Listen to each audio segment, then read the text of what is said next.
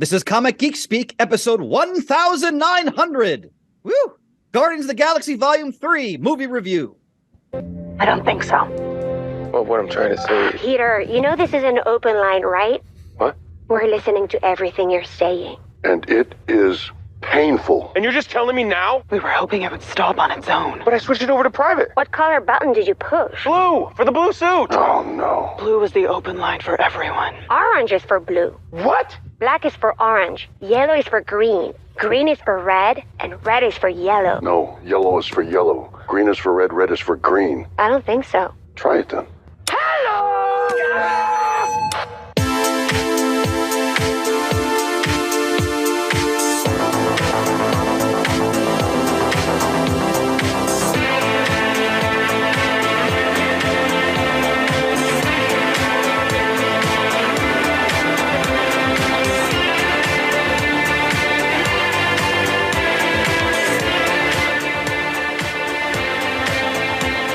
Go ahead. Welcome to the show. I'm Shane Kelly. I'm Ian Levesine. I'm Ben. I'm Adam Murdo. I'm Chris Eberly.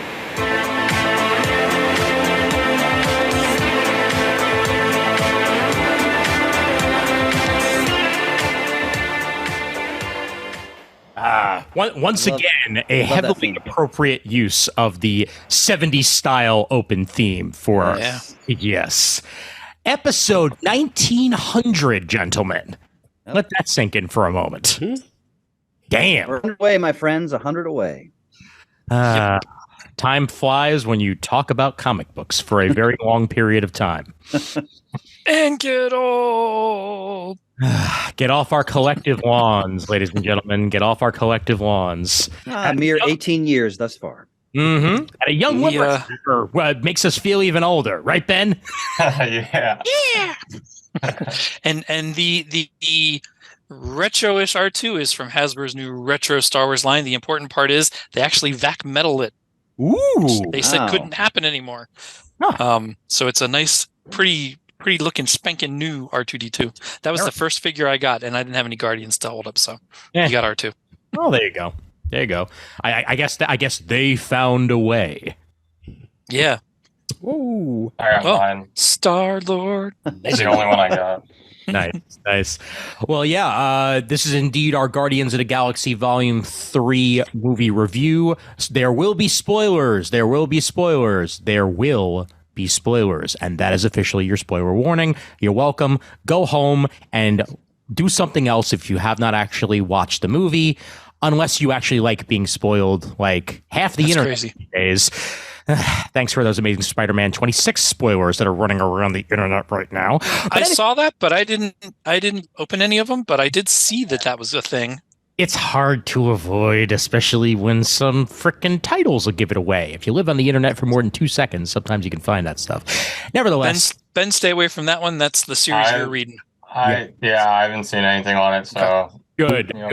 Continue to not see anything. You'll be better off that way. But we are indeed sponsored by you folks, the listeners, over at patreon.com/comicgeekspeak. You continue to help this show continue to run, and we greatly appreciate that. However, you may make that happen, whether it is via Patreon donation, whether it's through donations at comicgeekspeak.com/donate.php, or whether it's just by spreading the word of the show by any means that you can, whether it be to friends or family or relatives or Willie Lumpkin, your neighborhood mailman, or if you send an iTunes review or anything of the sort, that just helps spread the word of the show that much more. So thank you so much to fine listeners for making 1,900 plus episodes, because there's a whole bunch of unnumbered stuff in there as well. Making this show last as long as it has. All right. So batten down the hatches, folks. It's going to be a fun one. As the third in the trilogy, may very well be the last in the trilogy of Guardians of the Galaxy movies. I don't think there's a Volume 4 happening anytime soon, as don't think so.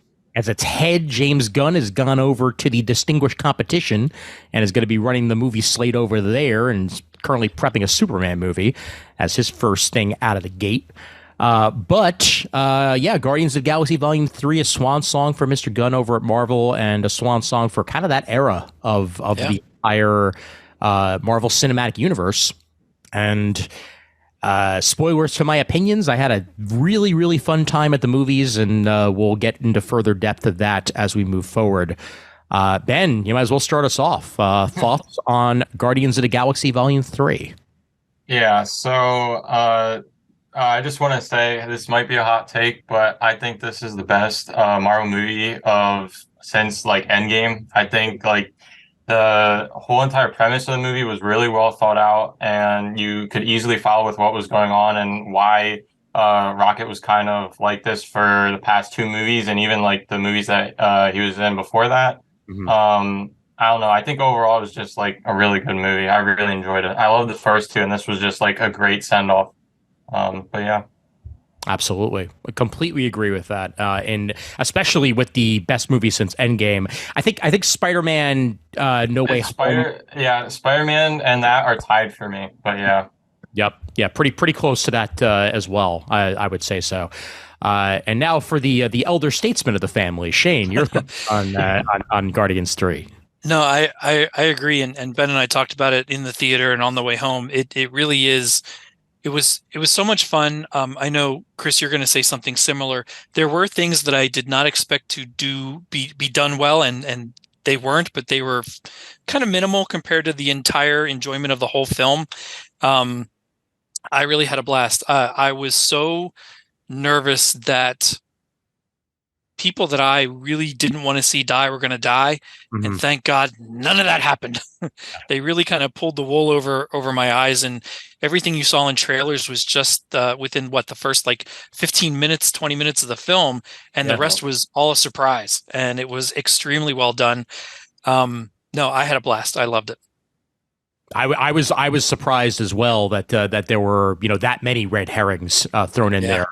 But kind of glad in the end, because it just gives them opportunity to continue to see these characters, or at least those that do want to continue to play the character, that is, in other forms, if not necessarily in Guardians of the Galaxy movies to come. So leaves that door open a little bit.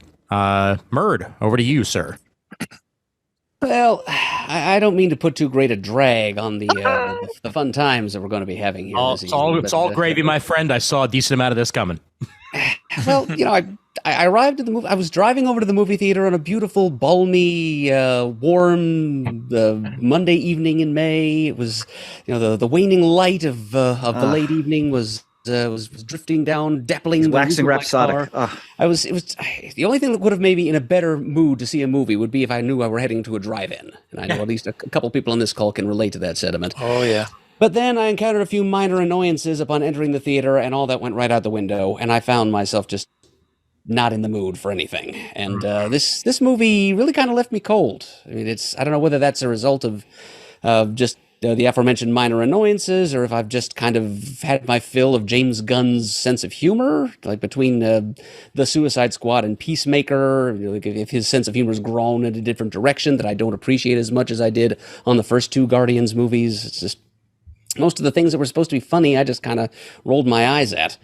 And having listened to that little clip that Ian played at the beginning there, the whole intercom suit thing, as the characters were getting into OrgoCorp, it was a lot funnier to me now than it was when I actually saw the movie in the theater. But yeah, it's instantly at the bottom of my list of Guardians of the Galaxy movies made. I mean, well, for one thing, the humor was not there, whatever you may think of James Gunn's sense of humor, and this one needed to take itself a little more seriously. There are large elements of pathos in it, and I certainly felt the emotional gut punch of all the Rocket backstory things. I mean, that was, as Ben said, well done. It's all the Rocket origin elements, which I was thinking at the time probably could have been better served by being done as a Rocket and Groot Disney Plus miniseries, for example. I won't disagree there. A few other characters, and maybe that could have led into this, like the High Evolutionary survives and plans something even bigger and more destructive for the Guardians as a team to have to take on here in the final installment. It felt instead a little bit disjointed because we had all the Rocket stuff going on, and we had all these other characters running around and having their own little personal interior crises. You had Star-Lord trying desperately to get back together with the alternate timeline, I guess, version of Gamora, who popped out of nowhere with no prior explanation, which bothered me instantly. I mean, I've seen the Guardians Holiday Special. I know this wasn't set up there. So where did this other Gamora freaking come from? Endgame. Yeah. It's the same one from Endgame. Yeah, the one that survived. Yeah, Quill makes a reference to like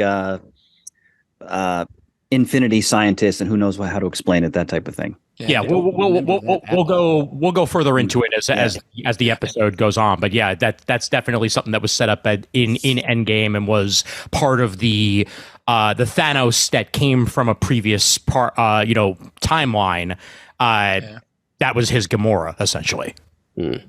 All right, I just kind of felt like I was inadequately reintroduced then, shall we say, to certain characters and sets of circumstances. Fair. Yeah. And I kind of wish that we knew more about how Cosmo ended up with the group, for example. I know that she was in the holiday special, but I don't know exactly how we ended up with a talking cosmonaut dog here in the MCU. And so, yeah, the visual effects were all gorgeous. All the costume and set designs were great. The soundtrack was what you might expect from a Guardians movie. Just it was a little weird hearing things from other decades than the 70s thrown into the mix now. I was really unnerved to hear some things that were on the radio when I was in high school. Starting the thing off with the unplugged version of Creep by Radiohead. It's where's this going? This isn't going to be as much fun as the others. And for my money, I was right about that. So, just say what you will. I just didn't think this one was as enjoyable as the others. Not going to say it's a bad movie. It's just that I wasn't having it. Now, Adam, I do have something I want to add because I agree with some of your mentality in this case, but I'm kind of the opposite. I can really appreciate James Gunn in his Guardian movies. I'm not as thrilled when it's Suicide Squad or Peacemaker. They were fine, but I'm way more skeptical about what he's going to bring to the DC universe in his comedy side. And I hope it's not just the same old shtick. But Guardians, I kind of accept it and I like it. But Suicide Squad and Peacemaker wear on me a little bit. I would agree with you with Suicide Squad to a point. I think Peacemaker worked a lot better for me than Suicide Squad did. I won't disagree with that either. Yeah. Yep. All right. Let's move it over to Chris. Chris, your thoughts, gentlemen. So as I was talking to us before we went on the air, I went into this movie with high expectations and low expectations. I had high expectations for the ongoing story of these characters. Yes. And overall, those expectations were met.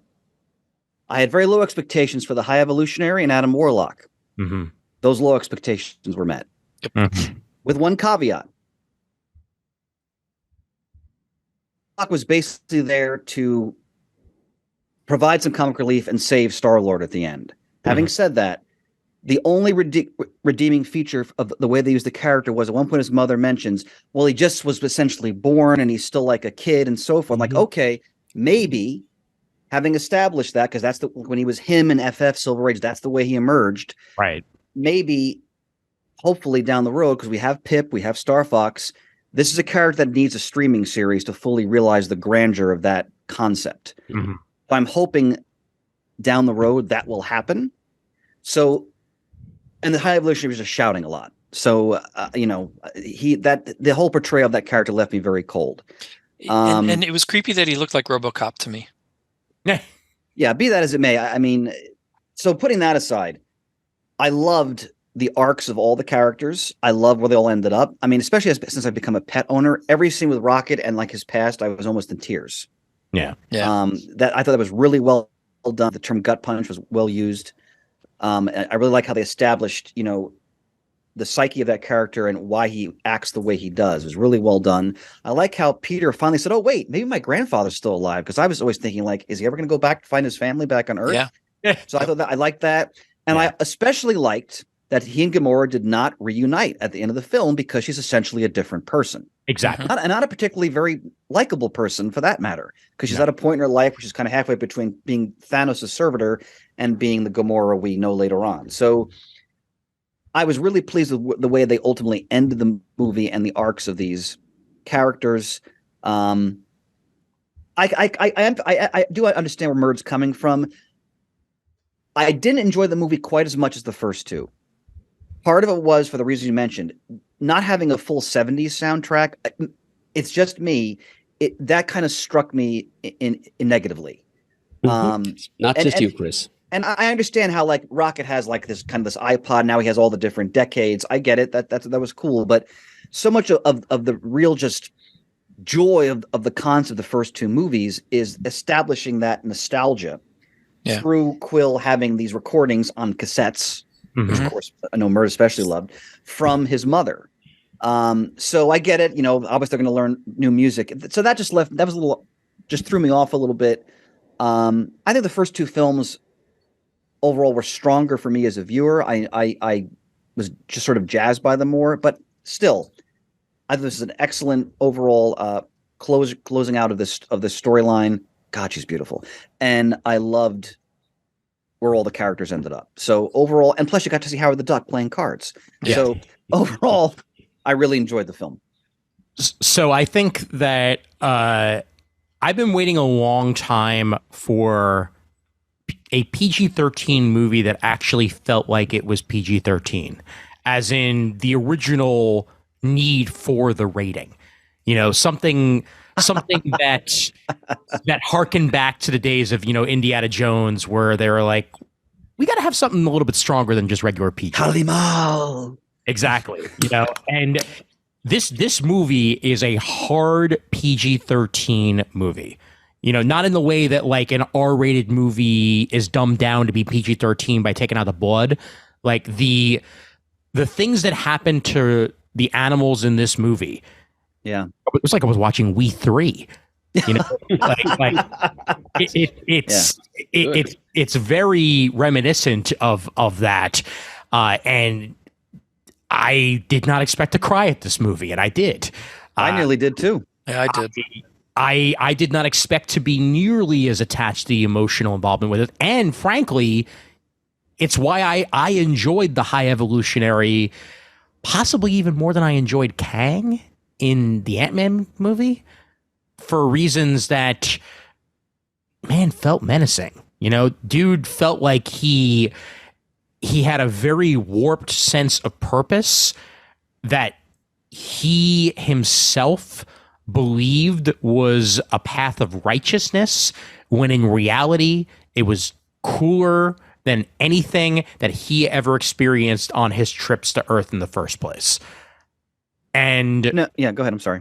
No. That's fine. No, I think you hit the nail on the head with that, Ian. I think for me, maybe just because my tastes have changed. Mm-hmm. Villains who shout a lot, I don't find particularly menacing. If he had been a more cold, calculating character about the way he's treating his animals, I would have found him far more terrifying and menacing. He was screaming a lot. Yeah, the screaming just made it seem like he was having a tantrum. Turned me off completely. Like now I love how at the end throwing a tantrum. Yeah, and this is in keeping with the character. They revealed that he had another face. I thought that was cool. I liked that. Yes. But really, though, if he's a master geneticist, he can create entire species from nothing, and he hasn't mastered plastic surgery. He can't repair cosmetic damage done by a jumped-up raccoon. No. But meth dealing, like possums or what have you, or those he can create. Exactly. Unsavory octopus. But I actually I mean I'll have to go back and watch 2, because I haven't watched 2 in a while. I meant to watch it before I got a chance to actually go out there and watch 3, but I never actually got the opportunity. But to me, this is my second favorite Guardians movie. And in some ways it actually eclipses the first, in a sense of, you know, you got Vin Diesel playing Groot, but this is family. You know, like this is family, like the way that some of the Fast movies wishes family was family. in the way that there's, not everybody likes each other, but they love each other. There's camaraderie, there's community, and a lot of the stuff that was set up in this was at least partially set up in previous Guardians movies, because Cosmo was let loose from the collector, from the collector back in the first one, and we saw little tiny glimpses of Cosmo in Volume 2 as well, with him being around as they were setting up Nowhere. So that didn't come out of, pun intended, nowhere. It's slightly set up. And then the further use of him in this movie after the Christmas special made sense, because I also didn't expect the Christmas special to be as important as it was, and then lo and behold, it was for this. Yeah. Especially with the reveal we got in the Christmas special of Mantis being Quill's sister, which then played very heavily into this movie as well. I don't know, just overall the emotional beats hit it for me. And I guess I was just in the absolute perfect right mindset, and frankly, as a 90s kid, switching over to 90s music did not bother me in the slightest. I understand that. It was, and plus, like, it wasn't just 90s. They did have flashes of 80s, 70s in there as well, as would be expected when you have a Microsoft Zune to work off of that has gigabytes worth of music, rather than that. They gave them the Zune for a reason, and that was to have a little bit more of a mix to the awesome mix this time around, and that's kind of what we got. So, which I still appreciate that he got the Zune from Yondo after Yondo died in the second one, and it was sort of a natural progression where his mom gave him the Walkman that got destroyed by his real father, and now his what you would really consider his daddy gave him the next iteration of what he should be listening to. Exactly. So in that way, I appreciate the continuity of it. Something I noticed while watching this one, and it specifically with relation to Gamora and Quill, at the very end, I really thought she was going to give him a kiss and then just run off. Not that they would get back together, just that she would appreciated what he was saying throughout the whole film. The fact that it didn't happen actually worked out better for me, and I'm glad that they didn't, because like so many have said, she is really a different character. Yeah. So I watched the first and second one after seeing the third one, because it's been a while since I watched them. And it struck me about just what point this Gamora was, where this is a Gamora that's just before the events of Guardians 1. Yes. She still wants to stop Thanos, but hasn't had any interaction or anything with this group of people, and not even the threat of the first Infinity Stone being let loose. Yeah. But she was part of those that stopped Thanos without any of that, let alone the fact that Quill didn't save her a couple times in the first one. In this iteration, she didn't see how much he tried to defend and agree with her to get the stone away from Thanos, like away from Yondo, away from all. Like, there were just parts of in that first movie that really solidified their early relationship, and then that just catapulted through the second one, and you have none of that. So the fact that Quill still saved her in this one helped start that friendship again, but I don't think it'll ever be what it was in the first two movies, and it shouldn't be. It's a completely different world now, and she also put different relationships on top of that. With the Ravagers. Yeah. In addition to that, Sylvester Stallone was the Ravagers. Yeah. Anyway, I also liked how at the end, when they're all overcome with joy because they've all survived and they're hugging, and she's kind of on the periphery of that, which I thought was a nice touch, because I really props to the writer and the director for not caving in like, oh, they got back together, everything's great, because that's not. Yeah, that's not who she is anymore. What's that, Ben? I'm sorry. No, I was just saying that's not who she is anymore. Like, she's not that comfortable yet to feel like she's a part of that group like she was in the first two movies. And yet, still at the very end, very end, could understand Groot, and you got just a little bit of that. Yep. Because inclusion. We were part of the family now. Exactly. Yeah. Yep. So that's why we could understand Groot now. I wanted to ask, because you mentioned Cosmo. Just, this is me being the history guy. Is Cosmo literally supposed to be Laika?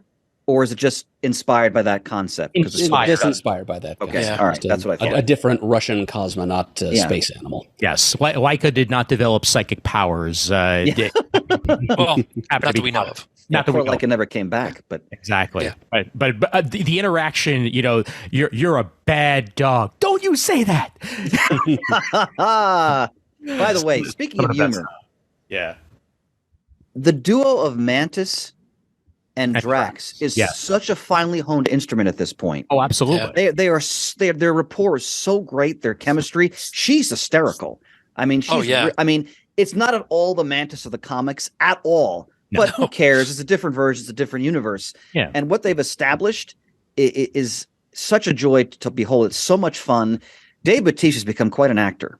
Because we've seen him do dramatic stuff in the past too.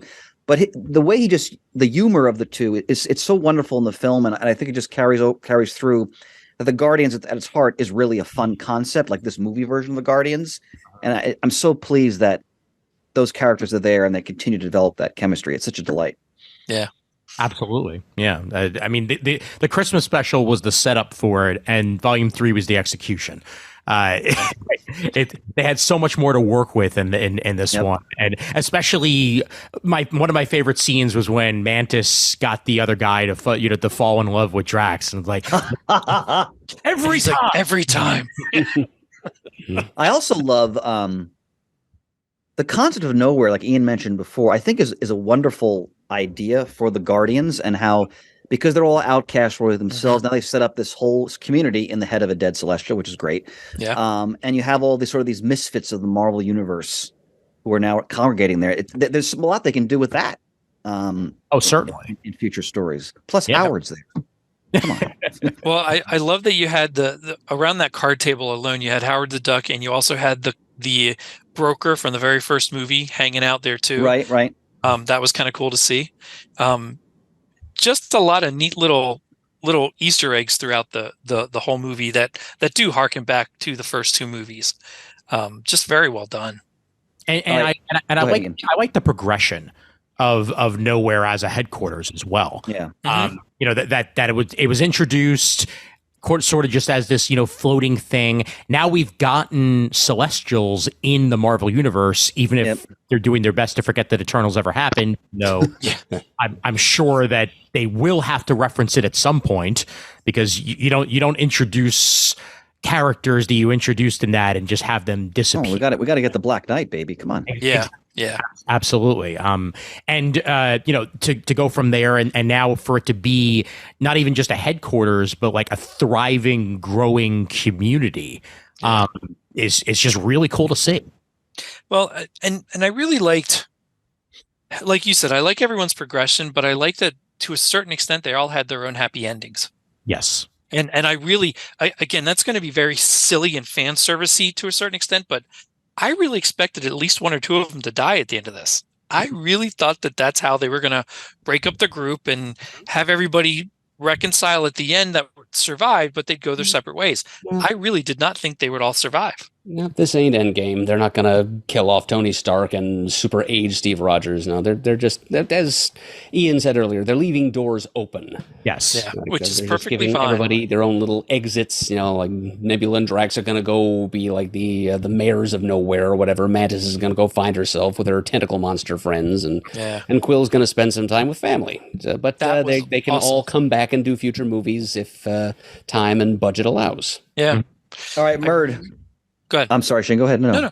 I really love that they said it, and this is one of the parts I teared up at when they said, "Well, Nebula, I think said it. Drax, you were born to be a dad," and I'm like, "Oh, Shane." I'm like, "Oh my god, that's your trigger. Perfect." His daughter's name is Heather Douglas, Moondragon. That he was a dad. That he lost his daughter and his wife from Thanos' involvement and all that. I just thought, what a perfect way to end his arc in this trilogy so far. Murd has reminded us. Go ahead, Shannon. No, I was just going to say she's the only Guardian that didn't get introduced in this. I feel like, because come on, we even got Phyla. We got Phyla, baby.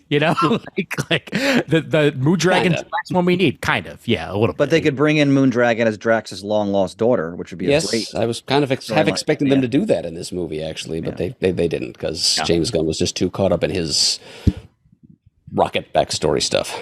Now, Murd, I've been waiting for 2 weeks with great anticipation to ask you this question. I'm just going to say, Adam Warlock, what did you think? Well, Chris, I got through this movie just by taking long, deep breaths and whispering to myself, it's not Starlin's Warlock, it's him. Repeat to yourself, it's just a show. I could really just relax. That is the mantra. And sure enough, I wasn't disappointed by the portrayal of Warlock because it does make some comic sense. As you've pointed out, Chris, to paraphrase The Secret of the Ooze, Warlock didn't come out quoting Macbeth in the comics either. Right. He started out as this perfect... Who kidnapped Lady Sif. This simple-minded Adonis of a cosmic being created by human scientists on Earth. Yeah. He was, for those of you out there who have seen the Rocky Horror Picture Show, he was pretty much like Rocky when he first emerged from his cocoon. Okay. That was like his nymph stage of his development. And that's basically what we're getting here. He's this big golden-skinned baby man who's just kind of blundering around breaking things and being stupid. So just this simple-minded powerhouse. He's basically being set up to be the replacement Drax for this B team of Guardians that we're left with at the end of the movie. Mm-hmm. And hopefully from there he will, in fact, develop. He'll go through some other stages. Maybe he'll become the melodramatic action hero of Roy Thomas and Gil Kane's Power of Warlock. Maybe he'll get back together with the High Evolutionary and they'll do a Jesus Christ Superstar riff. And eventually he'll find his way to the point where he can become the cosmic philosopher and seeker of truth that Starlin wrote. But for now, he's just him. And I'm okay with that. I'm just sorry that he didn't have a more prominent role in the movie. Whatever personality they've assigned him here in the early days. He was so heavily foreshadowed, like at the end of the last movie and in like press interviews and things that Gunn has done. It was clear that Warlock was supposed to figure prominently in the next movie, but then 5 years passed and Gunn's creative priorities shifted and he decided to do this other story and he thought, crap, I have to put Warlock in here somehow. And so we just kind of get him being the catalyst at the beginning, the one who injures Rocket and sets everything in motion. Then he pops up randomly a few other times, a few little gags involving him, and then finally he gets the Sistine Chapel ceiling moment when he rescues Star-Lord from a horrible death in the void of space, which was a nice moment, I must say. And I also kind of appreciate, we learn at the very end that he's a King Crimson fan because that makes perfect sense. That's right. Good point. So I'm really not too upset about the way they portrayed Warlock because it makes some sense based on his comics backstory. I just wanted more of him. I wanted him to matter a little more than he did to the plot that we got. Yeah. And Adam, I feel the exact same way because once the movie ended, I really thought, my God, that was just Darth Maul from the Phantom Menace all over again, where it was foreshadowed, he's talked about, he's in all the advertising, and then it was like, it was okay. It wasn't bad, but I thought it'd be more important. And then they cut him in half and he was dead. Yeah. So at least that didn't happen this time. Came back. But he came back. And he was better after he came back than he was in Phantom Menace. But anyway, that's I feel the exact same way about Adam Warlock in this. I just thought he'd matter more in the story. It could have been a giant FU where Gunn literally has him come out of the chrysalis and he's dead within the first 5 minutes of the movie. No, I know. In another world, in a less good movie and also a less good director, if he had changed shifting, that's something that could have happened. I didn't think it was going to happen. Like an X3 moment, if you will. Yes, 100%. Very true. Yeah. I'm the Dark Phoenix. I swear I'm the Dark Phoenix. Hey, guys, I'm the Dark Phoenix. Like, no, you're not. Shut up. So bad.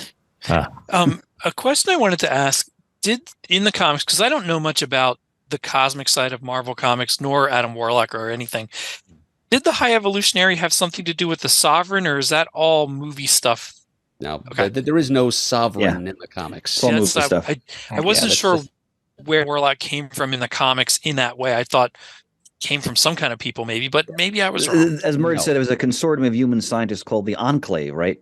Murd? Right. Yeah, exactly. Okay. Yeah, they're in Fantastic Four in the Silver Age. Yep. Okay. And they just kind of, between the four of them, created this perfect humanoid being that hatched of a cocoon with phenomenal cosmic power, but itty-bitty maturity level. Right. Okay. And so he ran, as Chris referenced, at one point he tried to abduct Lady Sif because he was looking for her to him, Yes. an ideal mate for himself.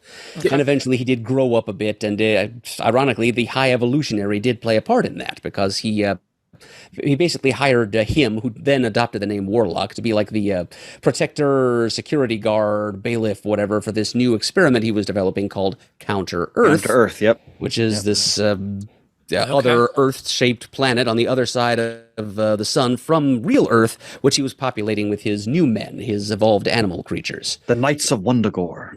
Yes, that too. And Murd, the church, or as I like to call it, the space Scientologists, like they exist in some form in the Marvel comics, correct? Like I know that there's like a whole church of worshippers of. Well, that's the Starlin Warlock stories. That's right. the Magus Universal Church of Truth, which we learn eventually was founded by like an alternate reality version of Warlock himself called the Magus. Yes. Okay.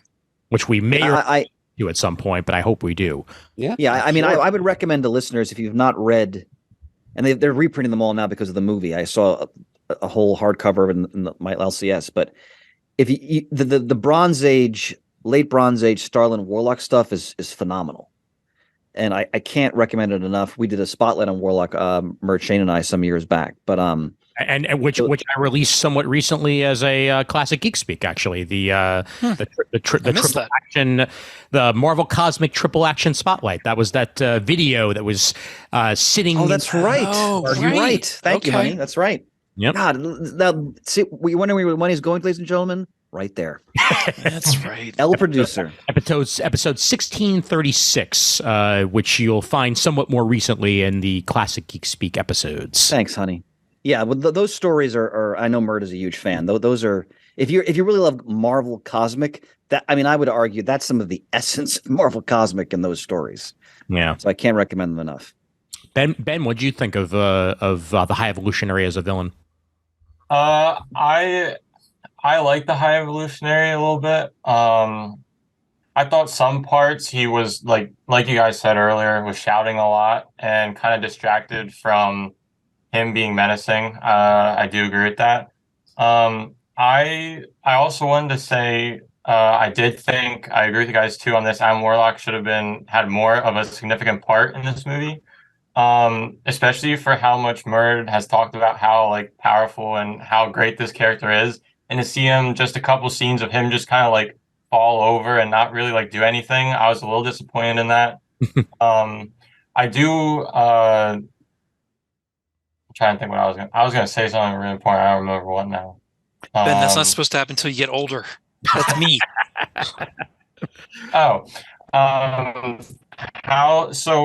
Since Adam Warlock was introduced like into this movie, I kind of, and like after seeing how his role was in this movie, I'm kind of treating him right now as kind of like how Wanda was in Age of Ultron and how far she has come throughout all of these different movies and how powerful she's become. Mm-hmm. So I'm hoping in the next 5-10 years we can see Adam Warlock start here and end up somewhere like where Wanda is now. That's kind of my analogy that I'm doing right now with him. So we'll see how that works out. Shane needs to chip off the old block. Magnificent analysis. Well said. Well done. Yeah.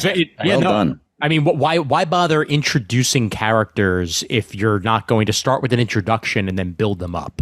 Yeah. And that's what needs to be done here. And frankly, like if they're going to continue to have movies, they have to have characters for those movies. So it just makes perfect sense. And I'm interested to see some of the Marvel Cosmic stuff. I think it would be fascinating in a movie. You just have to do it better. I think my gut feeling is that should be a series. Mm-hmm. If they're really going to explore a lot of those concepts, which are very heady and, maybe beyond psychedelics when you watch some of it, if they really go to the floor with it. But they have Pip, they have Starfuck. So clearly they're going to go in some direction with those characters. If they want to go back to the source material, Gamora ends up with Adam Warlock. Yeah. So they could even pursue that. That's true. Yeah. So there's a lot of interesting things they could do. So I'm excited about the possibility. I want to ask you guys, what did you think of the new lineup of the Guardians at the end of the movie?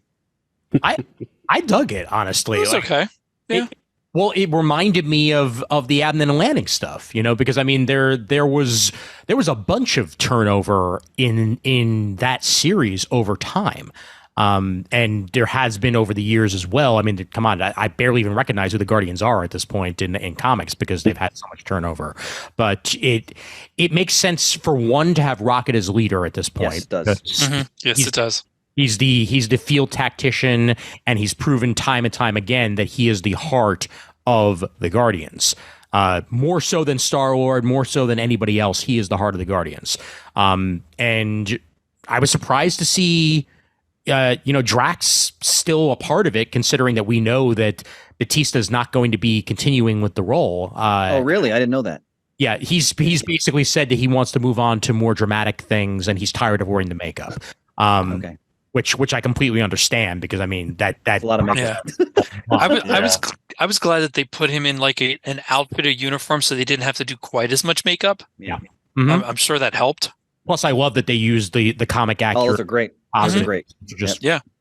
So like those costumes that they had, they're straight from the comics. Yeah, they are. Yep. Okay. Yeah, I like them a lot more than what they've worn in the past two movies. I really love them. I agree. Yeah. Those costumes, for the most part, that stem from the Abnett and Lanning stuff to begin with. Yes, definitely. Yep. And I mean, that was the beginning of like a whole renaissance of Marvel Cosmic at that point. In Marvel, because for a while there, things kind of I won't quite say stagnated, but there really wasn't like a specific arc you could go to and be like, hey, go check this out. And then the architects came around of Abnett and Lanning, and they sort of like started the whole revolution in Marvel Cosmic. Okay. No, don't forget Giffen before them. That's very true. Yes. Yep. Good point. And a good thing to remember about, I'm sorry, Ian, go ahead, please.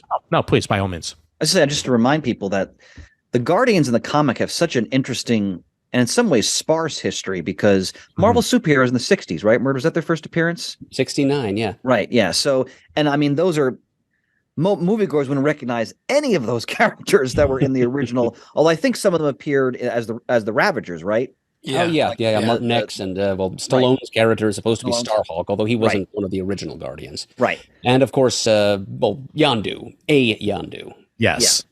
So they had haphazard appearances. I mean, I think they showed up in Marvel Presents in the 70s, if I remember correctly. But it wasn't until Abnett and Lanning really took the concept, because it was just kind of dormant, and they really ran with it and created a whole, they rejuvenated a whole facet of the Marvel universe. Now, don't forget the 90s series, which I think, was it Valentino that got that off the ground? Or Oh, that's right, Mert. That's right. Yep, Thank you for reminding me. Pretty good seller for a little while there in the early 90s. Mert, I want to ask you, I mean, Mantlo, of course, created Rocket Raccoon. Do they have an origin for the character in the comics? I don't remember. Yes. As a matter of fact, I just read the original miniseries by Mantlo and Mignolo. That's right. This past summer. Yeah, it's a little bit different. Yeah, it's crazier and more complicated. It involves a place called Half-World, which was like an alien insane asylum, which was built by some unknown humanoid alien race. A bunch of crazies were left there, and they developed like half the planet was inhabited by robots who were sent there to be like servitors and builders and maintainers for the loony bin, and these anthropomorphic animals who were created to be caretakers and companions for the loonies. And then the administrators and builders of the asylum left the planet, and it was just kind of left to its own devices. They built like a force field around it. They walled off the Keystone Quadrant where Half-World was, and it just became this weird little half robot, half funny animal world. It had its own little economy, which was based entirely around toy making, the building of little gimmicks to keep the loonies entertained. And Rocket was there, and Lilla was, I can't say Lila because it's spelled Lylla, and a double consonant usually makes for a short vowel sound. So Lilla, the otter lady, was there, and Rocket's companion, sidekick, Chewbacca, Walrus, on whom Teefs was, in this movie, is clearly based. Yeah. So those are his friends, and his archenemy was Judson Jakes, the evil tycoon mole. Fantastic. So in the comic, he's engineered by these unknown aliens then. Yeah. Okay. The High Evolutionary, as far as anyone knows, had nothing whatsoever to do with it. Got it. Yeah. Yeah, but more importantly, was there a floor? You know, my favorite character in the entire thing. I don't remember there being a floor, Ian. I'm sorry. Okay, darn it. Those we have to remember. And I've mentioned this before, and we're going to do a Micronauts episode in the not too distant future. Bill Mantlo, his role in creating some of these characters can't be overstated. Absolutely. I mean, one of the most important Marvel writers of the late 70s and the 1980s. He's all over the Marvel universe in that time period, and this is one of his signature creations. But we'll talk more about him down the road for sure.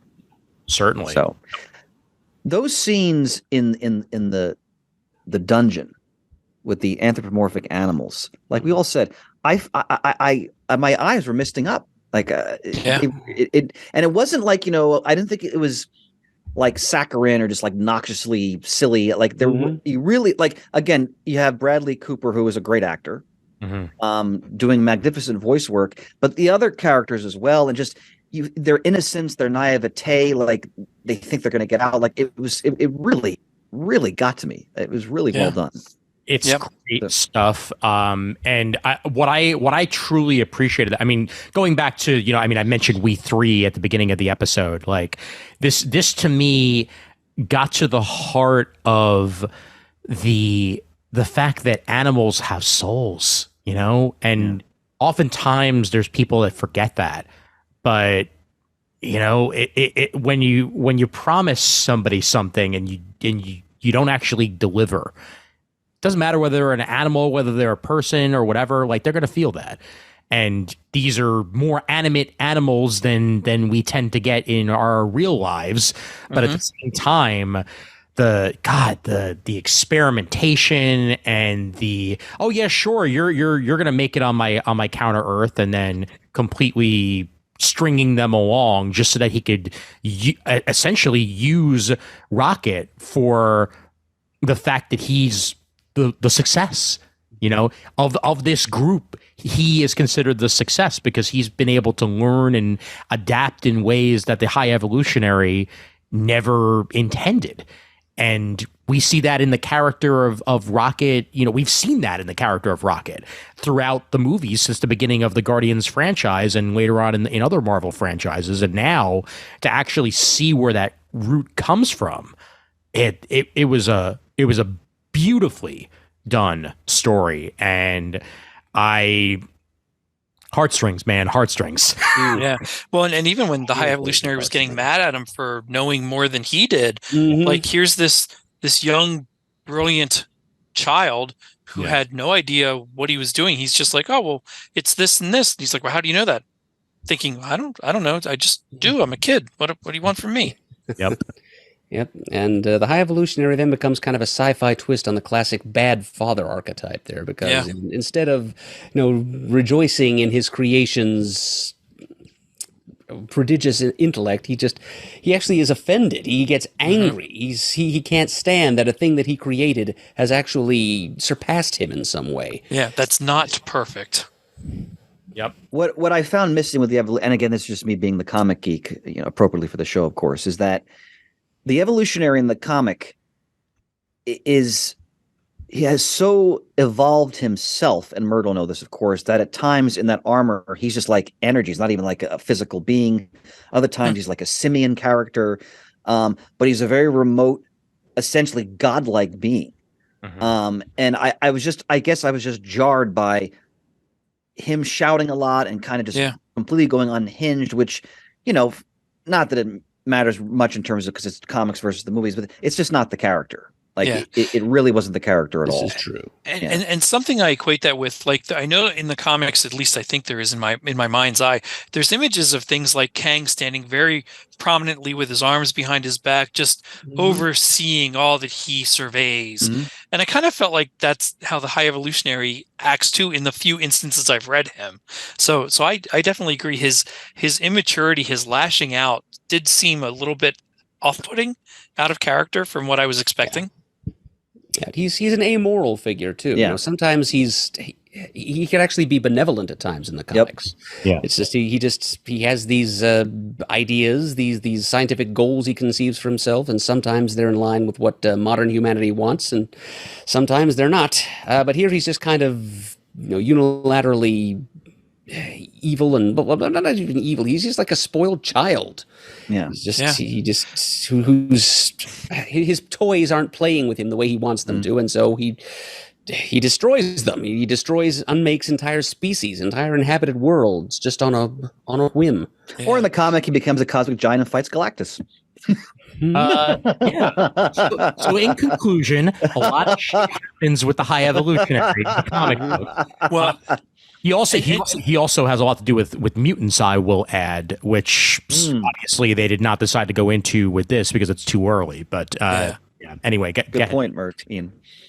So you said, Mert, about the High Evolutionary being, immature, lashing out, and kind of like a whiny kid, and it made me think of the Squire of Gothos from Star Trek. That's exactly what that was, a godlike power that wasn't getting his way and pouting his way through it, and that's kind of what it reminds me of. You know what it reminded me more of? Not necessarily. I mean, because he was whining. I will 100% agree with that. But what I feel like James Gunn was going for, and what I sort of got to a point, is I think they were trying to go for the programmer who accidentally creates something brilliant and doesn't quite understand the accident.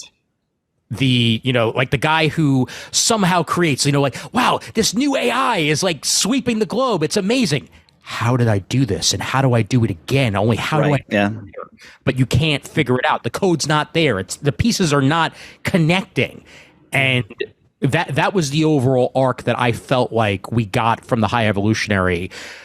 Sure, with some screaming, and I will give you that caveat. But the programmer trying to take out his frustration on the AI, which has thoughts and feelings of its own. 100% the case. Let's also not forget that he commits genocide and wipes out the entire race that he'd created Count casually too. Yeah. With just a sweep of his fingers, like that's it, and mind you, I'll bring up some pictures of the Counter Earth in a moment here, but I've always liked the concept of Counter Earth, even if it is ridiculously silly.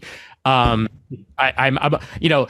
guess we just weren't going to get the invaders this time around. We weren't going to get the invaders that came from Heroes Reborn that were then put on Counter Earth years later, and that became their playground or what have you.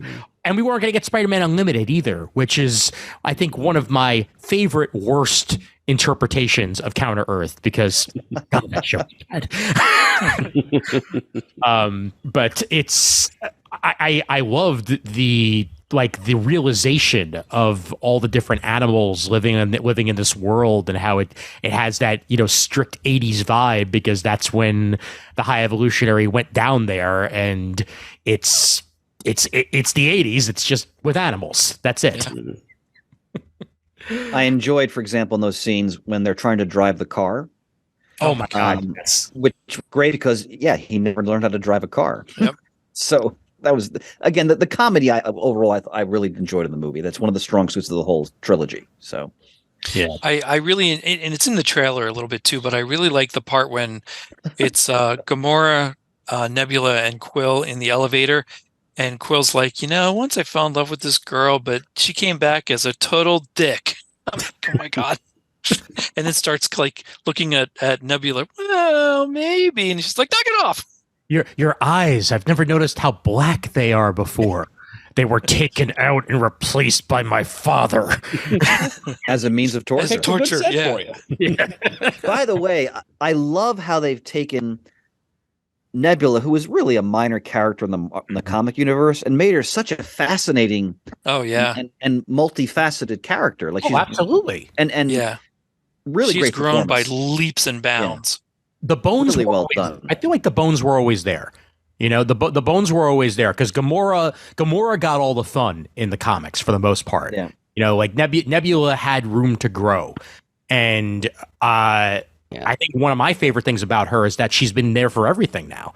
She's lost in space with Tony Stark. Yep. Like that helped with her growing as well. And I think that the Nebula that we get in this movie is very much, she could easily be a leader at this point because she has. Oh well, yeah, she is. She will be. Yeah, to do so, and she found her people. She found her family after being tortured by her father for years and years and years, and becoming jaded. The thing of it is, the difference between movie Nebula and comics Nebula is that comics Nebula was just kind of a generic space pirate who had blue-skinned girl with long hair. yeah, she was of the same race of the bad guy from the first issue of Nova back in the 70s. Yeah. Yeah, and she eventually claimed to be like the granddaughter of Thanos, but the whole thing about being raised and mutilated and abused by Thanos was not part of her backstory at that point. That right there, that's what she suffered at the hands of Thanos. The horrific relationship she had with Thanos. That's the fertilizer from which this character in the movie has grown, and that's what it has that the comics version did not. Good point. Yeah. Yep. I see some covers here of Avengers comics from 1990 with art by Paul Ryan and Tom Palmer with the long-haired Nebula, and I'm glad we don't have that version. Very, very generic. Yeah. How about the little cameo of Yondu in the middle of the movie? Oh, great! That was great. Yeah. Good to see him. Yeah. Very needed. Yes. Well needed, and it was a good placement for it. Yep. When it did happen, but I also liked the Kraglin's whole arc, trying to get the whistling arrow to work. The Yaka metal, yeah. Yep. Until eventually it finally works when it needs it to. When he needs it to, it was very well executed. Mm-hmm. Yep. And finally acknowledging that Cosmo is a good dog after all. Yeah. Yep. Yes. I'm glad that dog. I'm glad that character is there, and they've really developed him into a really enjoyable part of the supporting cast. Yeah. Mm-hmm. Yep. And how about he's a full-fledged guardian? He's one of the few full humanoid guardians left. I want to point out that character is played by Sean Gunn. And I wanted to make sure that I shared this image. This is the motion capture that they did for all of the animals. All those scenes we see with the animals is actual motion capture. Oh, really? Yes. Yeah, so there's Linda Cardellini on the ground as well, and Sean Gunn plays young Rocket in this movie. Yep.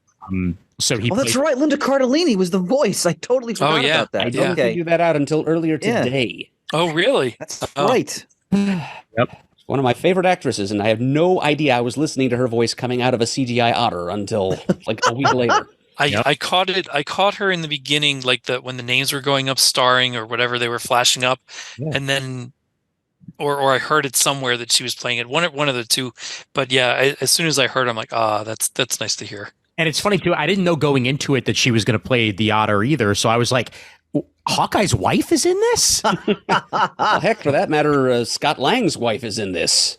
Good point. Yeah, Judy Greer was like the cyborg pig thing. Yeah, really? Marvel MCU superhero wives that get to play something other than somebody's wife in this movie. So I missed that. That's nice. And my favorite, Pete Davidson was in there as the absolutely disgusting alien that freaks out Mantis. That guy. I like Nathan Fillion's little cameo as the guard in the corporation.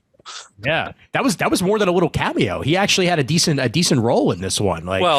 So and you're right. And in that whole scene, the one woman at the control panel was from Peacemaker, which was kind of cool.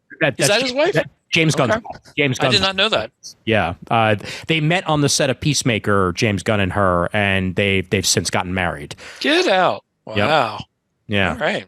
Yep. I love the whole look of the corporate world. Just the pastiche of colors, even the spacesuits they're wearing, just the delightful color romp. It was so much like fun. being trapped inside a living box of Atomic Nerds candy. Yeah. Very much so. Yeah, just look at that delightful suit that Nathan Fillion is stuck in. Yeah. Was Michael Rosenbaum in this scene, or was he playing one of the others? Because I know it was Martin X. He was one of the Ravagers. He's one of the Ravagers. Yeah. Okay. Really? Yeah. I missed that. Yep. Yep, the guy whose body looked like he was made out of crystal. Yep, and he was Yeah. one of the founding Guardians from Yes, he was. Yep. 1959. And And wasn't that was he? Michael He was in the. Rosenbaum. And he was. Yeah, it's Michael. And he was in the second one too, wasn't he, Yeah. Mert? I think so, yeah. Yeah. Yeah. Wow, I missed that all these years. That setup scene at the end with of Guardians 2 with Schwarzenegger and all the rest. He's in that setup scene, definitely. You mean Stallone? Stallone, yes. I knew I was going to do that somehow. And Two 80s action icons, understand? Yeah. exactly. Although now that I think about it, let's try to get him in the Marvel universe somehow. Nah, we're fine. We're good. Although we Soon every working actor in the country will be part of it. Yeah. And there was a Schwarzenegger in this movie because Mr. Peter Quill is married into the family, so that Well, that's true. That's wasn't true. entirely wrong with that one. Yeah. Yeah, you're right. I also You're right. know that I saw something online that reference that says that James Gunn was referencing the colorful space suits to the movie of Space Odyssey 2001 and how they have. Oh, the I thought of that colorful immediately. suits. Absolutely, So Ben. I thought that was cool too. Yeah. I thought that too. Yeah, I only saw Space Odyssey earlier this semester, actually, in one of my classes for the first time. So as soon as I saw the cover of spacesuits, I was like, that's definitely a hint towards that movie. Yeah. Now, Ben, did you enjoy 2001? No, You I did not like it. find it too slow? I don't know. It's just not my forte. Right. Now, I 2010, probably- I enjoy, and I watch that over and over. So you should give that one a try, Ben. That we have that on the account. Okay. My God, 2001: A Space Odyssey. I'll fully admit I haven't sat down and watched that all the way through because It's long. I tried. We watched it in one of my classes, and after it was done, we always have like a discussion after we watch a movie of like how it relates to the course or whatever. Mhm. And I was there just thinking, I was like, this is so weird. I was like, this movie is just so. What I would crazy. encourage you to do at some point is to watch it again Mhm. Okay. and again and again. You don't know what Because- you're asking, Ben.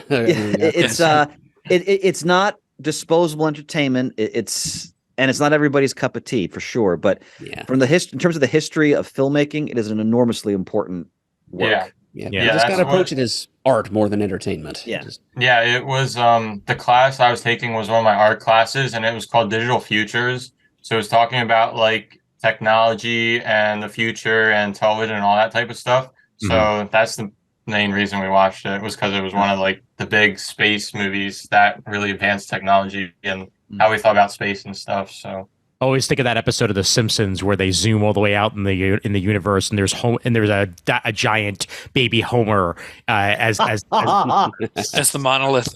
yeah, exactly, yeah. What The did the Star Child. what do we think of Groot in this? By the way, talking about He grew up. is- Groot grew up. He's not a teen anymore. Yeah. he sure did, and I love this version of Groot. There's two versions of Groot in this that I love: the gun-toting Groot and Groot go kaiju.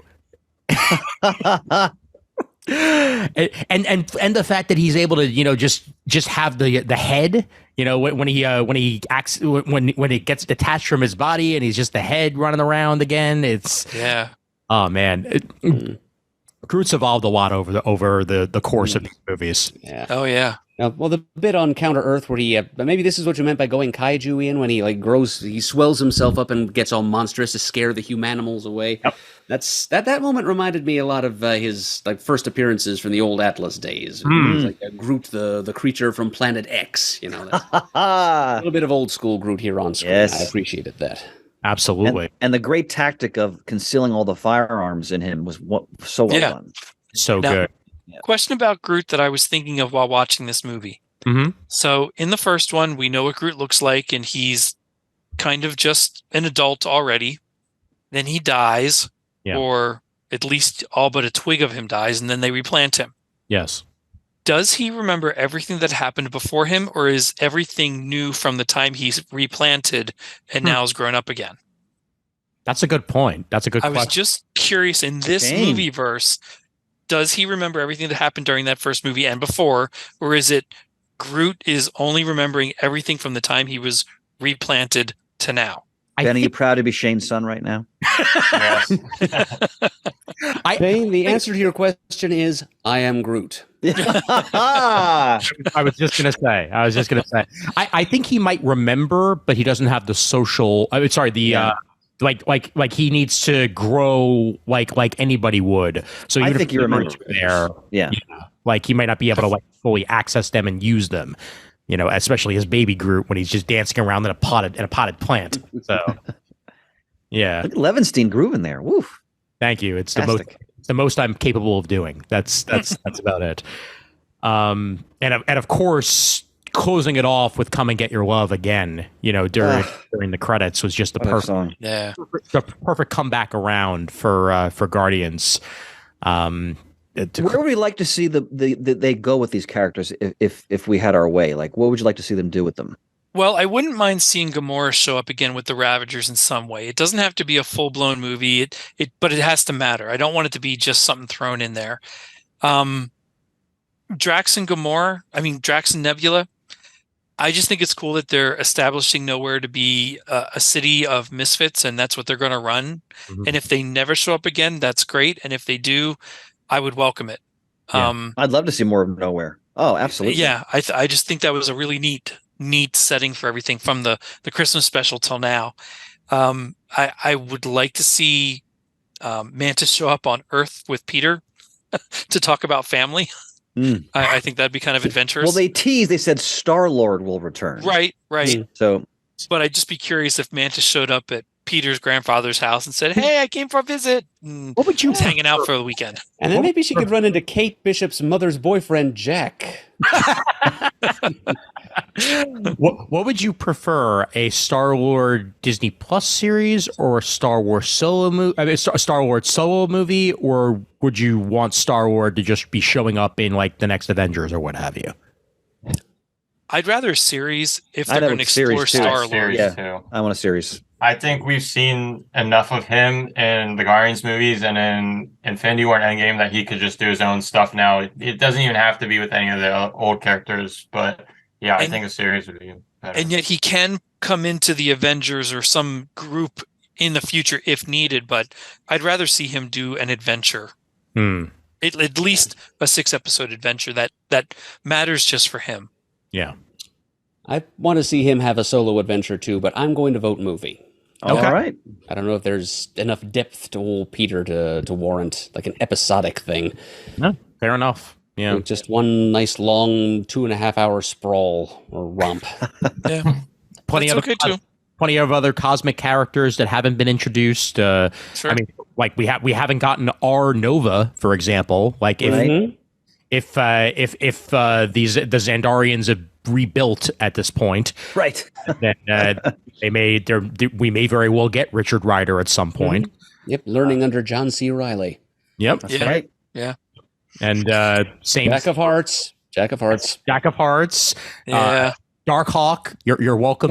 Who I got to mention him. And most important of all, the Silver Surfer. Yes, I was just going to say the next time we see the B team of Guardians at the end here, what with Kraglin and Rocket and Groot and little Phyla and whoever, I could see them as just keeping the Surfer company during his cosmic peregrinations. I'll tell you, we're gonna get to the and sometimes I'm clairvoyant about this shit. Sometimes I actually get it right. We're gonna get to the end of the first Fantastic Four movie, mid-credits scene, whatever it is, end credits scene rolls, and you see the head of Galactus and Silver Surfer rolling towards the camera, and that's how that movie ends. Or maybe Go ahead. We jump in. We cut into a little scene of Nowhere of the team bickering, and then Galactus drifts by them. That would tie in Nowhere too. Yeah. Or you see an enormous hand open, and the Surfer is coming out of that hand. Nice. And then Levinstein has made the prediction. We noted here, ladies and gentlemen. There you go. Made the prediction. Did you know that there was a version of this movie that would have had Annihilus as the main villain? Really? Ooh. Yeah. Great villain. Original. Yeah, absolutely. I mean, especially Guardians. I mean, Abnett and Lanning. You know how important Annihilus was to that. The whole Annihilus War. Annihilus is terrifying. Oh, yeah. Yeah, He can be. He can yeah. be downright silly too. silly, but he. when he's done right, he is a scary villain. Like, Yep, and Giffen, I think, got him more right than almost anybody else who's ever used the character. Yeah, Certainly. Yep. I liked during the end credit scene with Peter's grandfather, the newspaper headline was about Kevin Bacon opening up about his alien abduction. I thought that was cool. Little nod if you got to catch it quick. Yep. well done. Yep. And Go ahead, Ian. I'm sorry. I kind of love how simple that last scene with Oh yeah, Star-Lord is with his grandfather, being Surreal. like, am I supposed to just, clean up the leaves? I mean, it's just the little things, and he hasn't ever really had quiet moments like that. He's always been out in space, either ravaging or being Chaos. chaos. Yeah. yeah. I really liked when before the movie actually ended, when he got home and his grandfather recognized him. That's the other part that I teared up at. I thought that was cool. Yeah, I'm really glad they returned to that because it just made sense that eventually he would go back to Earth, find Because what his family still has grandfather was left. the last one that saw him as he ran out of the hospital. So that was a nice bookended moment for the series. Absolutely. Yeah. And part of me wonders just how different this movie would have been had James Gunn not returned. Because I've kind of almost forgotten it that there was a time where James Gunn was removed from the Guardians franchise. Yeah. And then, fan outcry and Cast outcry as well. Yeah, most of the cast said, we're not doing it without Gunn. Yeah, absolutely. I personally believe down to it that there probably would not have been a Guardians 3. They may have just done solo movies or something like that as an appeasement, or maybe 2 or 3 of the Guardians would have showed up as like cameos or what have you, but they probably would have wound up pivoting on that because to me, they're at least where we are now for this 3-movie arc. These movie franchise would not exist without James Gunn at the helm. I agree. Now we can do something different with Volume 4 if there ever is one, but as it stands the way it was, he had to finish his vision at least one way or the other. Well put, sir. Yep. Any other thoughts or characters we haven't discussed that we should be discussing? Gamora. Actually, you know what? I think I want to mention Gamora at least a little bit more, just because one thing that I appreciate about this is that it may also be foreshadowing, because if we were to get a out of time Gamora like this, and we're talking about Loki, where there's versions of characters running around that are not their versions, they're multiversal displacements or what have you. That is quite literally what Gamora is in this state. Yeah. And what is the authority think about that? Is there going to be ramifications? Will her remain in this era actually matter and change the course of history, because she's not supposed to be there? And does it also mean that we could get other characters that are dead and just start turning this into the actual Marvel universe, where suddenly Scarlett Johansson's running around again or what have you? Well, like we discussed before, I think our guess is that when they do essentially Avengers Forever, you're going to see, because it's Kang and it's timelines and all that timey-wimey stuff, you're going to see different versions of Black Widow, of Iron Man, of Captain America. Yep. And I mean, for me, and I know many of us agree, it's one of the greatest Avengers stories ever put to page. So if they do that well, it's going to thrill comic fans, but it's also going to thrill fans of this now long-running cinematic universe who love those characters, and now we're going to see them again. They're just going to be changed. Yeah. In different ways. Hopefully, I'm sure it'll be well done. I think talking about expansive Marvel Cinematic Universe, I counted all the movies and all the shows. I think there's 46 different items, individual things, movies, TV series, if I counted right. Did you count the Netflix series? No, I did not. So there'd be even more. Yep. So that's a hell of a lot of stuff in 15 years? Less than 15 years? 15. It's 15 years, if we're 2008. counting from Iron Man, sure. Yeah. Yeah. It's a lot of stuff. I still remember being at that Comic-Con. That happened to be one of the few years I was at San Diego Comic-Con, being in the audience watching the trailer to Iron Man and how well received it was. He was like, "You want to watch it again?" Yeah. And then everybody watched it one more time, and then the Marvel Cinematic Universe began in that room, essentially. And I think we have to remember that going back to that time period prior to that, I don't think any of us thought they were ever really going to achieve what they achieved. Even with the first Iron Man film, I was blown away by that movie. Yep. But I never thought it would do what they did. So I mean, you got to go, and we all remember this. Like, Ben may not, but you're lucky because you're just younger. But but what would we have? We had X-Men, which was hit or miss. Spider-Man movies, which the first two were great, and then it kind of went awry on the third one. Ghost Rider, Blade. Ghost Rider, one of the greatest comedic experiences of my life. I was so much so they made a second one. Film. Yeah, I didn't see the second one, but I did. The first one was so lived out of my expectations. I was howling with laughter. God, it was a great experience. Blade, but and the Vampire Pomeranians. We talked about Blade. The first Blade we reviewed and I love. But I love the first Blade. It was just like this haphazard thing, and I mean, speaking for myself, I never thought we were going to see what they've now achieved. I mean, it makes sense in hindsight because the special effects now enable them to actually bring these comics to life that they couldn't have done even 20 years ago. Mm-hmm. I'm pretty sure for Iron Man it was some collection of geeks, me, Brian, Peter, Jamie, Adam. I don't know if you were there. I can't remember when all that transpired, but I'm pretty sure we went to Fairgrounds Mall to see it.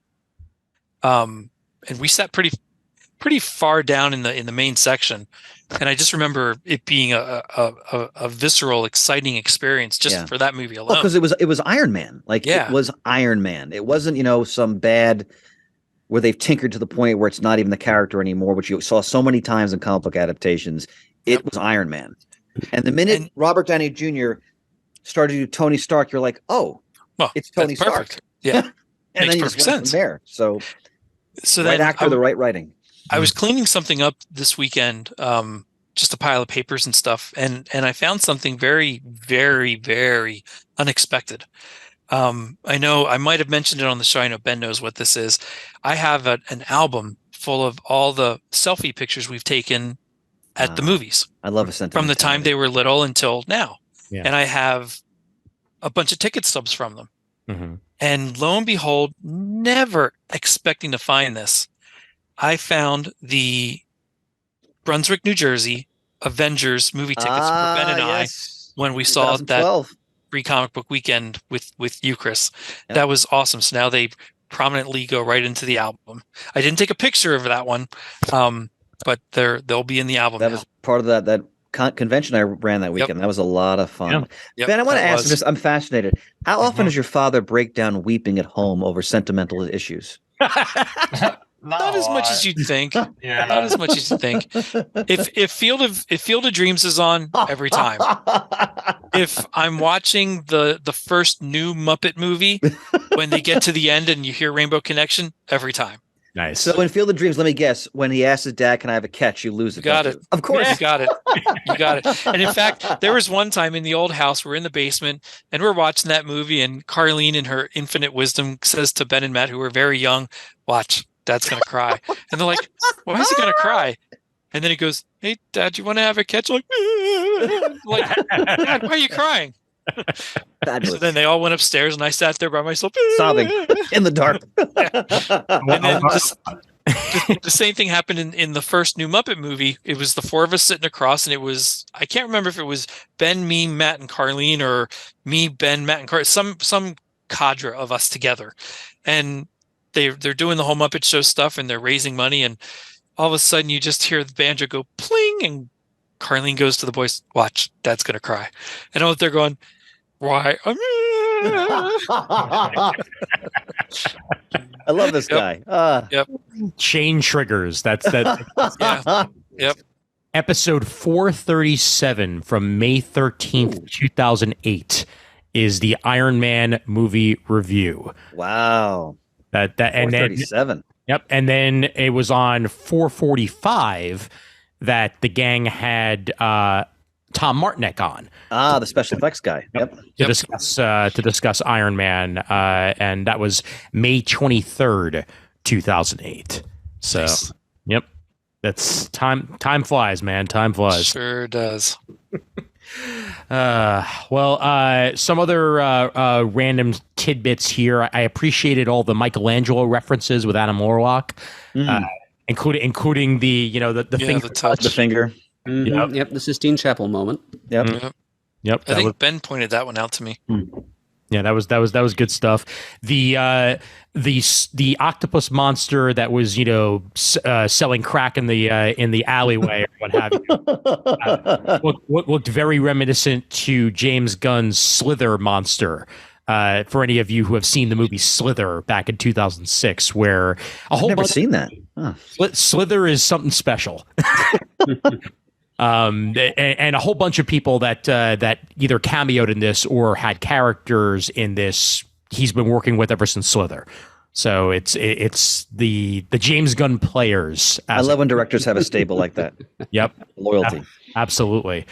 And in this film, it's revealed that the High Evolutionary created Sovereign as aesthetic experiment, calling them beautiful numbskulls, but your egos have run wild. The Sovereign and their planet, who first appeared in the prior film, Guardians of the Galaxy Volume 2, didn't have any basis in Marvel Comics and were original creations of writer and director James Gunn. So James Gunn himself created the Sovereign, and I'm guarantee you it'll wind up in Marvel Comics when given enough. Of course. Because that's the way that works. Anything else we wanted to bring up, gents? Or have we shot our bolt? Ben, have you anything else you want to say?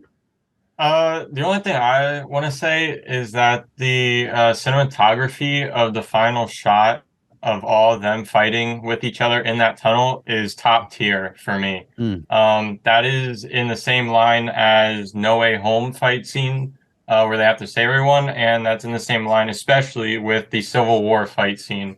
It really shows this group that's progressed throughout all these different movies and all these different conflicts they've had, and it just shows them destroying everyone in the tunnel with ease. So I just want to give props to that scene because it was really well done. Excellent point. Yeah. Completely agree. And in general, the shot selection and editing of this movie and the bright colors and all that, like really, the movie really popped. Yeah, it does. In ways that I feel like has been at least a little bit lacking in recent Marvel movies. It pops in a way that those did not. And for the most part, I didn't really have a moment where I was like, yeah, that's special effects. I mean, even though there was special effects, like nothing like screamed to me bad special effects. No, I agree. And Ben made an astute point, because that scene showed how, because the Guardians have been together for a while, how effective they become as a fighting force. Yeah. And like you said, like they just steamrolled through that opposition. It was really well done. Yeah. And the High Evolutionary is still out there. Just a reminder that, Sure. That, he'll probably want to put his helmet on now at this point. Yes. Might as well, since his stapled on face has been ripped off. Because he's had his face off. Now we can bring in Nick Cage officially into the universe. Yeah. I'd love to see Nick Cage in the MCU in some capacity. He would probably be an elder of the universe. Yes. Right up there with Goldblum and Del Toro. He's not coming back as Ghost Rider? No, he's not. No, he's not, Shane. No, he's not. Put the monkey back on. A line that will always stick with me from that, along with "Do you like Italian?" Oh God. And talk about gruesome. That was a Spielberg moment of special effects when the face officially came off, and you see like the skull underneath, not the red skull, just a skull. And boy, oh boy, was that gruesome. Yeah, it was gross. PG-13. Yep. What do we give it freckin' swears wise, gents? Shane, what about you? 4.5. I really enjoyed it. Yep. Chris? Strong 4. Nice. Murd? 3.5, and that might increase on future viewings. Yeah, I'd like to see what you think about it when you're not annoyed at the theater, and whether or not that does make things feel a little bit better. Ben? I don't know if this has ever been done, but 4.75. Oh, of course it has. Yeah, there's gradations. Yeah. Oh, exactly. In fact, that we like to call that the Jamie scale. So that's well done, and it's actually pretty much where I was going to go. Is 4.75. It's not a perfect movie, but it was the perfect movie for me at that very specific moment. I needed a Marvel movie that I just outright adored. And this movie, it had my heartstrings, it had everything going for it, and I really, really enjoyed it. And it really has me jazzed for Superman. I was just thinking the same thing. Cautiously optimistic. Yeah, we know that Gunn is going to give us a colorful Superman, a Superman with a sense of humor, and that depending on how much restraint he applies, that could be either very good or just jackhammer. Right, if it goes overboard, it'll be too goofy. Yeah. Come what may, it'll be very different from Zack Snyder's vision, and that's great by me. Yep, we've already been told we're going to get a Jimmy Olsen in one form or another. As it should be. There'll be a Lois Lane. We don't know who the villain's going to be yet, but that's been discussed. Hopefully, it's somebody whose name is not Lex Luthor, and he'll just show up at some point or whatever. Have they cast Superman or no? No one's been cast. Oh, actually, technically, he did say on Twitter that one person has been cast, but he did not reveal who, and he didn't reveal what character. But he is going to direct. That is official, and the script has been written. So we will probably be getting reveals about this sooner than later. Who wrote the script? Him. Oh, he did. Okay. Yeah. All right. I believe possibly with a writing partner, but James Gunn has written the script for. Now, am I imagining this, or did I hear that it's inspired by All-Star Superman? He would like to. That is what he would like to say as an inspiration. Okay. Not necessarily that's going to be the story, right? But that's the style of Superman that he that suits me. Yeah. Like grandiose. Yeah. Yep. But also very approachable Superman at the same time. Yeah. Yep. The Superman who knows how to smile. Right. Yeah. Also, something about a Superman you'd want to hug. He did. Yep. And there's more of a chance of us getting Bibbo, at least at some point. He's our favorite. Exactly. And that'll make me a very, very happy man. All right. I think job well done, gents. Yeah. And Ben, thanks for joining us. Yes, of course. Ben, thank you. Outstanding observations, my young man. Absolutely. Well done. Absolutely. And what's our next Marvel movie after this? Are we? Is there something? Well, their Secret Invasion comes out. Oh no! The next Marvel movie is Spider-Verse, baby. June. That's right, in June. Yeah. Is there another MCU movie this summer or no? Nothing else this summer. So the Marvels is in the fall, right? Yeah. Okay. I also saw that Loki is releasing in October. They announced that today. Yeah, and something's in November, isn't it? Echo. Loki's. Yeah, it's Loki. Echo. Yeah. And it said that Echo was releasing all at one time as well. So it's not going to be one per week. It's just going to be all episodes at once, which I think is weird. But when's Secret Invasion coming? I vote for that. Secret Invasion might actually be sooner or later. I thought that was the next thing coming out. It's really soon. It's like the next 2-3 weeks, I think. Oh yeah, it's either June 21st. There you go. All right. Yeah. Mm-hmm. So that is the next Marvel thing. Yeah. Marvel Cinematic Universe thing. Almost exactly a month from now. And that may be worth discussing. If not piecemeal, then I definitely want to at least discuss the first. Oh yeah, absolutely. When it launches, because that's going to be. That is highly anticipated, right? Is that 6 episodes or 10? Have they revealed how many it's going to be? That I don't know. Let me see on here. They have not announced. Oh yeah, it's 6 episodes. Yep, 6 episodes. Okay. Yep. Good. So it'll be done right around the time of San Diego Comic-Con, actually. So that's. I don't know if it's meant to be that way, but that's exactly how it's going to turn out. It'll be done by July 26th. So now, is that story taking place in the past? Little A, little B. Okay. It's apparently there's going to be some stuff taking place during the blip, but then there's also going to be stuff afterwards because obviously If Sam Jackson's there, then Right. That's after the blip. After the Yeah. Yep. I just hope we get some antagonistic Skrulls, because that's something the Captain Marvel movie was missing. I want to see some Krees and Skrulls trying to kill each other. Come on. From the looks of the trailer, we are definitely going to get some antagonistic Skrulls. That is definitely going to happen. That's if I could shapeshift, I'd add a couple extra thumbs up. Fantastic. Alrighty, gents. So that is that with that. Just a quick some quick programming notes, real quick. There will be a comic timing episode that'll also be releasing sometime in the not too distant future. In fact, the way scheduling works out, you're more than likely going to get 2 episodes in the next couple of weeks, because we got a lot of stuff in the can. So enjoy and take the time to listen, because it'll be plenty of stuff released. And then next CGS after this will be previews, because we're nearing the end of the month. Yep. But look forward to that. Cannot wait for it.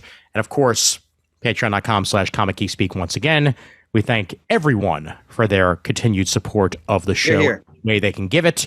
And anybody who does sign up for as little as $1 a month also gets access to our RSS feed for that when we do happen to release extra snippets and what have you. We had like a very short, 8-minute long conversation about Murd's Churn at The Sound of Music, released to the Patreon last time around, and it was a rollicking good time. All right, Shane, are you ready, sir? I is. Oh, the glory. Well, then so am I, and credits ahoy. Visit us at comicgeekspeak.com to send us an email. The address is comicgeekspeak@gmail.com. To leave a voicemail, the number is 267-702-6642. Stop by thecomicforums.vanillacommunity.com. Let us know what you think of Guardians of the Galaxy Volume 3. Look us up on YouTube at youtube.com/comicgeekspeak. Follow us on Twitter, like us on Facebook, and as always, we are uniting the world's mightiest heroes, one listener at a time. Can I find it? There it is.